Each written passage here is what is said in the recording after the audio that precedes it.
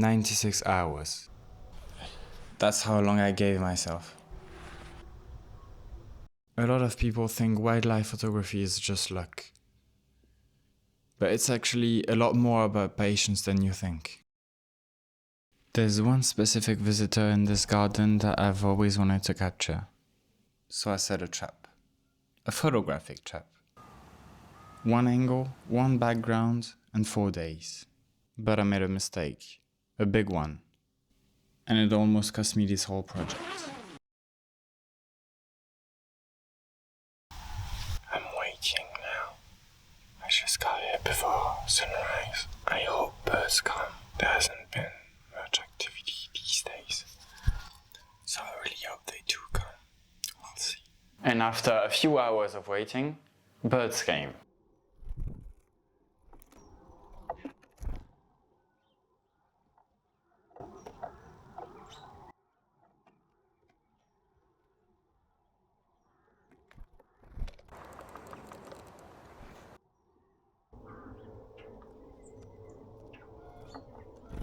The light was perfect and I got many shots. Sharp images, beautiful colors, beautiful birds, but I didn't get the shot I wanted.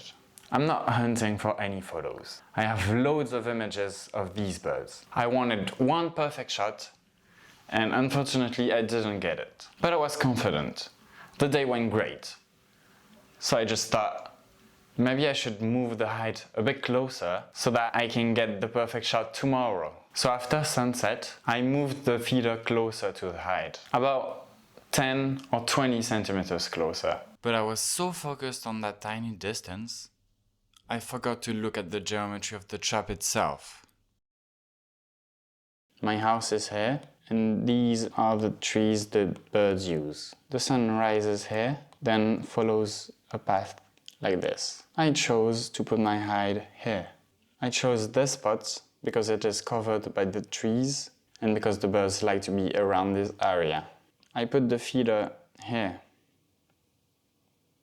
This makes it close to the trees and hence very accessible to the birds, but it also allows for great light angles as the sun rises and moves during the day.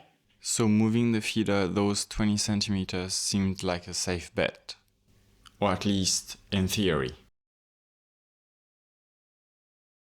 Day 2, Saturday. I'm back into the hide, also before sunrise. But the garden was dead.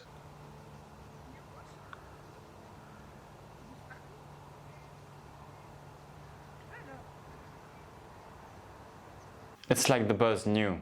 That tiny change I made, it had enormous impact. For hours of waiting, I saw 1 or 2 birds and got 0 good shot. 0. I spent 4 hours looking at an empty branch. In the cold.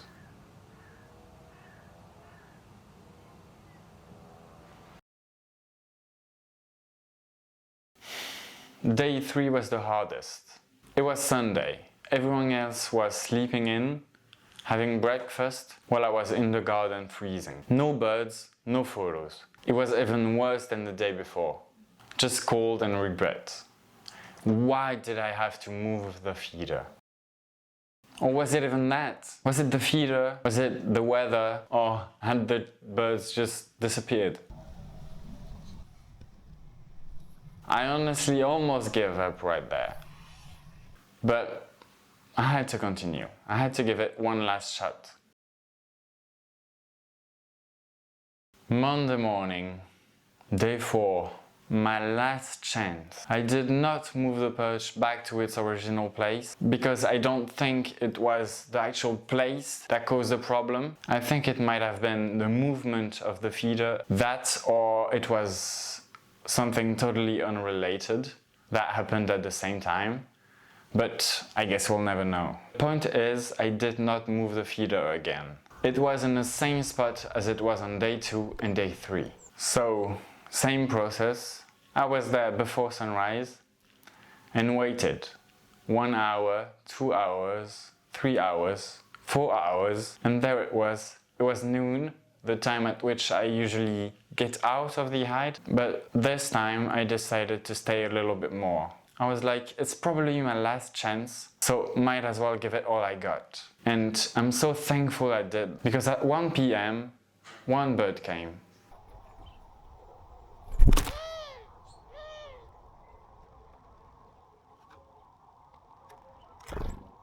Then a second one.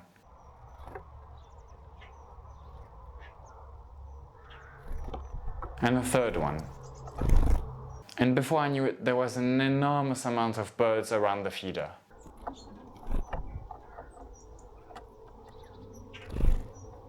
The light was great, but I had not gotten the shot yet.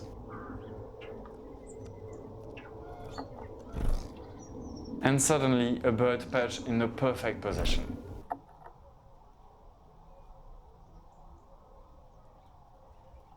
I pressed the shutter, looked at the shot, and it was perfect. Exactly what I wanted. So, 96 hours for 0.02 of a second. Was it worth it? Totally. I'd do everything all over again if I needed to. And matter of fact, I will do it all over again. Because when you do get the shot, you forget the cold, you forget the waiting. You just remember that one moment when nature let you in.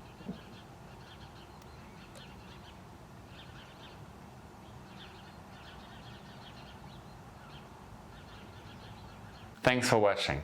Subscribe and see you in the next one.